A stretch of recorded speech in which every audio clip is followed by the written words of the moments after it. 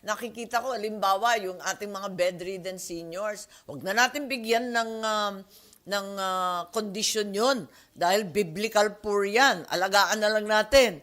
Ganon din yung mga seriously challenged na PWD na hindi na talaga makapagtrabaho. Talagang kinakailangan unconditional na cash transfer na yan. Okay, may follow-up ka tungkol dun sa BICAM? Doon lang sa BICAM. Bakit ina-expect niyo po ba na magiging election budget tong 2025 budget? Wala, pinangungunahan ko na kasi sabi ko nga masyadong personal yung nangyari sa akin nung nakaraang taon talagang minasama ko ng todo-todo. Kaya ayaw niyo na maulit yun, ma'am. Ayoko nang maulit, lungkot-lungkot ko dun sa nangyari. Anyway, other issue, ma'am. Alam ko malapit ho kayo kay Senator Bato de la Rosa and Senator Bongo dahil kayo yung sabay-sabay nung pumasok dito sa Senate.